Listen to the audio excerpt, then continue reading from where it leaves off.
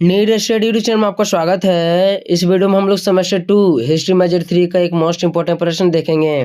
प्रश्न हमारा है बलबन की राजत्व सिद्धांत का वर्णन करें। तो एग्जाम की दृष्टि से यह प्रश्न बहुत ही इंपॉर्टेंट है, आप लोग भी इनको जल्दी से पढ़ लीजिए।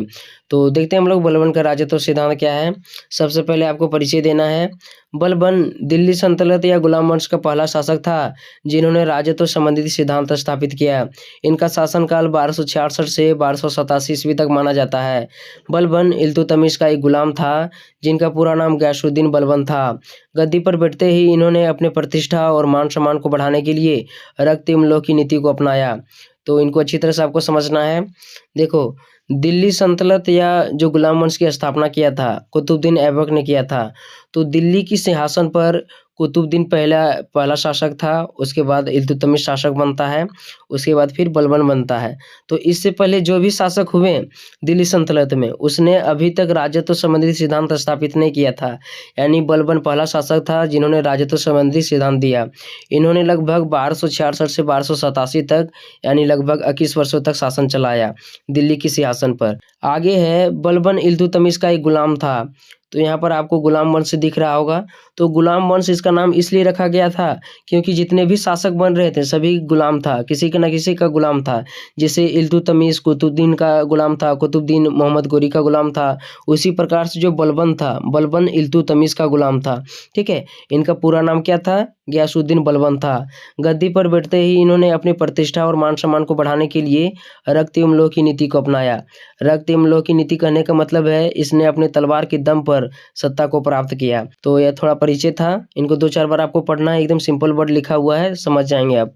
देखते हैं हम लोग नेक्स्ट पॉइंट आपको देना है बलबन का राजत्व सिद्धांत। इसे हम लोग देखते हैं। बलबन ने अपने सत्ता को प्राप्त करने के लिए रक्त इमलोह की नीति को अपनाया, अर्थात तलवार के दम पर उन्होंने शासन व्यवस्था स्थापित किया तथा अपने प्रतिष्ठा को बढ़ाने के लिए राजत्व का सिद्धांत दिया, जिसमें कई नीतियों को शामिल किया गया था। तो इनको अच्छी तरह से आपको समझ लेना है। बलबन जैसे ही गद्दी पर बैठता है, रक्त और लोह की नीति को अपनाता है। यानी गद्दी प्राप्त करने के क्रम में जो भी इसके बीच में आता है, तलवार के दम पर क्या कर देता है, उनको सत्ता से हटा देता है। और इसी के कर्म में क्या करता है, जब उन्हें सत्ता हासिल हो जाता है तो अपने प्रतिष्ठा को बढ़ाने के लिए, अपने मान सम्मान को बढ़ाने के लिए राजत्व का सिद्धांत देता है, जिसमें कई नीतियों को शामिल किया जाता है। तो उन्हीं नीतियों का भी हम लोग देखेंगे। तो देखते हैं हम लोग बलबन की राजत्व सिद्धांत के अंतर्गत कौन कौन सी नीतियां हैं। पहला पॉइंट आपको देना है देवत्व या देवीय सिद्धांत पर विश्वास। सबसे पहले बलबन ने देवत्व के सिद्धांत को अपनाया और स्वयं को ईश्वर का प्रतिनिधित्व घोषित कर दिया। उसने खुद को जिल्ले अल्लाह यानी ईश्वर का प्रतिबिंब कहा है। तो इनको अच्छी तरह से आपको समझना है। जैसे ही बलबन ने राजत्व के सिद्धांत को दिया, सबसे पहले देवीय सिद्धांत पर विश्वास किया और खुद को ईश्वर का प्रतिनिधित्व घोषित कर दिया। और खुद को जिल्ले अल्लाह यानी ईश्वर का पैगंबर बताता था और बोलता था कि इस दुनिया में अल्लाह के बाद, ईश्वर के बाद मेरा दूसरा स्थान है। आगे है राजत्व के सिद्धांत के आधार पर बलबन का मानना था कि वह राजा इसलिए है क्योंकि ईश्वर ने उसे स्वयं शासन करने के लिए राजा बनाकर भेजा है। तो यहाँ पर आप देवत्व सिद्धांत को एक बार फिर से समझ लो। देवत्व सिद्धांत कहने का मतलब है कि जो शासक या राजा है उसे ईश्वर के द्वारा इस दुनिया में शासन करने के लिए भेजा गया है। तो ऐसा बलबन भी मानता था, यानी वह देवी सिद्धांत पर विश्वास करता था। देवी सिद्धांत का मतलब आप समझ गए होंगे। ऐसा विश्वास रखा जाता है कि उसे इस दुनिया में ईश्वर के द्वारा भेजा गया है। देखते हैं हम लोग नेक्स्ट पॉइंट को। दूसरा पॉइंट आपको देना है निरंकुशता की नीति। राजत्व के सिद्धांत की दूसरी विशेषता निरंकुशता की नीति थी। बलबन का मानना था कि राजा का पहला कर्तव्य है कि वह निरंकुश हो, अर्थात शासन जनता की भावना के आधार पर नहीं बल्कि साम्राज्य की इच्छाओं के अनुसार होना चाहिए और जो भी साम्राज्य के कार्य में बाधक बने उसकी हत्या करने से उसे पीछे नहीं हटना चाहिए। तो इनको अच्छी तरह से आपको समझना होगा। देखो, जो बलबन था काफ़ी निरंकुश शासक था। जो उनका राजत्व सिद्धांत था वह पूरी तरह से निरंकुशता पर आधारित था। इसका मतलब है कि जो बलबन था अपने साम्राज्य को चलाने के लिए जनता पर आधारित नहीं था, जनता के अनुसार वह शासन नहीं चलाना चाहता था। वह उनका मानना था कि जो शासन व्यवस्था होगा वह पूरी तरह से राजा पर निर्भर होगा। राजा जिस तरह से चलेगा वह साम्राज्य को जिस तरह से चलाना चाहेगा उस तरह से चलाएगा और जो भी उसके बीच में आएगा उसकी हत्या करने से वह कभी भी पीछे नहीं हटेगा। तो इस प्रकार से बलबन काफ़ी निरंकुश शासक था। ठीक है, आगे है इस प्रकार से बलबन ने काफ़ी कठोर और निरंकुश शासन व्यवस्था अपनाया था। तो इस प्रकार से बलबन ने निरंकुशता की नीति को आधार बनाया था अपने राजत्व नीति में। तो इनको समझ गए होंगे। आगे देखते हैं हम लोग। तीसरा पॉइंट आपको देना है दिखावटी मान मर्यादा। बलबन दिखावटी मान मर्यादा और प्रतिष्ठा को राजत्व के लिए आवश्यक मानता था। उसने फारस के रहन सहन और दरबारी परंपराओं को अपनाया। वह सदैव दरबार में काफी सज धज करके राज पोशाक में उपस्थित होता था। दरबारी को भी विशेष वस्त्र पहनने पड़ते थे। तो देखो जो बलबन था वह दिखावटी मान मर्यादा पर ज़्यादा विश्वास रखता था। यानी जो उसने राजत्व का सिद्धांत दिया था, इसके आधार पर उनका मानना था कि जो राजा है उसको हमेशा सज धज कर रहना चाहिए। इसी के आधार पर वह क्या करता था, फारस अभी ईरान में है, तो ईरान के जो भी वस्त्र होते थे, रहन सहन के कपड़े होते थे, उसको हमेशा वह पहने रहता था। हमेशा जब कभी भी वह दरबार में आता था सज धज करके आता था। इसके चलते से जो भी दरबार में उपस्थित होता था उनको भी काफ़ी अच्छे कपड़े पहनना पड़ता था। तो राजत्व सिद्धांत के तहत उसने दिखावटी मान मर्यादा को अपनाया। ये तीसरा पॉइंट था। देखते हैं अगला हम लोग। चौथा पॉइंट है सिजदा और पायबोस प्रथा का आरंभ। बलबन दिल्ली का प्रथम सुल्तान था जिसने दरबार में गैर इस्लामी प्रथाओं का प्रचलन आरंभ करवाया। तो यहाँ पर आप देखो जो सिजदा और पायबोस दिख रहा है, सिजदा का मतलब होता है दरबार में आने पर झुक करके राजा को सलाम करना, और पायबोस का मतलब होता है सुल्तान के पैरों को चूमना।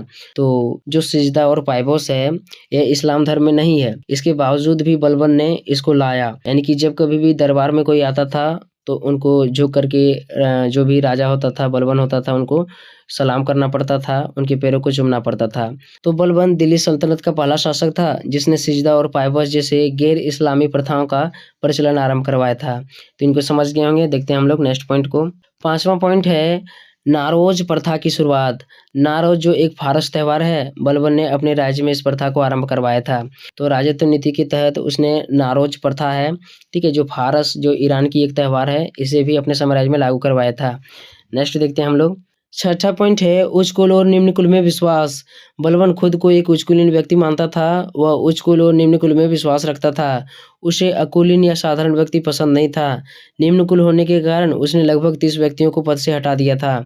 तो यहाँ पर आपको अच्छी तरह से समझना है, जो बलबन था वह खुद को बड़े घराना का व्यक्ति समझता था, उच्च कुल को बताता था, और जो भी साधारण व्यक्ति था, आम जनता जो होते थे, एकदम उनको पसंद नहीं था, उनको वह देखना भी पसंद नहीं करता था। इसके कारण से क्या हुआ, जो उनके साम्राज्य में 30 लोग जो होते थे ना, 30 लोग निम्न कुल से काम करते थे, निम्न कुल से संबंधित था, उनको पद से हटा दिया था। इतना उनसे वे घृणा करता था। तो जो बलबन था निम्न कुल और उच्च कुल में विश्वास रखता था। तो इनको समझ गए होंगे। देखते हैं अगला हम लोग। सातवां पॉइंट आपको देना है निष्पक्ष न्याय और कठोर दंड विधान। बलबन शासन करने में कठोर तथा न्याय में निष्पक्ष था। शासन में उसकी न्यायप्रियता इतनी थी कि अपराध करने पर वो अपने सगे संबंधियों को भी कठोर दंड देने से नहीं हिचकिचाता था। देखो जो बलबन था उसने राजत्व नीति के तहत एकदम निष्पक्ष न्याय और कठोर दंड विधान को बनाया था। जो न्याय करता था, चाहे वह किसी का भी न्याय हो, ठीक है, सभी के लिए एकदम सही न्याय देता था।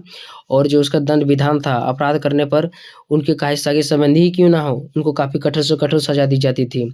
तो इस प्रकार से राजत्व नीति के तहत बलबन ने निष्पक्ष न्याय और कठोर दंड विधान को अपनाया था। तो इस प्रकार से बलबन ने राजत्व नीति के तहत 7 सिद्धांतों को अपनाया था, जिसको अभी हम लोगों ने देखा, ठीक है। इनको अच्छी तरह से आपको पढ़ लेना है। नेक्स्ट पॉइंट अब हम लोग देखते हैं। नेक्स्ट पॉइंट आपको देना है निष्कर्ष। निष्कर्ष में हम लोग लिखेंगे, इस प्रकार से बलबन ने निम्न सिद्धांतों के द्वारा राजत्व के आधार को मजबूत किया। उसका राजत्व सिद्धांत शक्ति, प्रतिष्ठा और न्याय आधारित थी। तो इस प्रकार से अंत में आपको निष्कर्ष लिख लेना है। जो बलबन था इसने राजत्व का सिद्धांत दिया था, इसमें कई नियमों को अपनाया गया था। जो उसका राजत्व सिद्धांत था वह शक्ति, प्रतिष्ठा और न्याय आधारित थी। तो इस प्रकार से आपको लिख लेना है। आशा करते हैं वीडियो अच्छा लगा होगा। चैनल में तो चैनल को जल्दी से सब्सक्राइब कर लीजिए। मिलते हैं नेक्स्ट वीडियो में, तब तक के लिए धन्यवाद।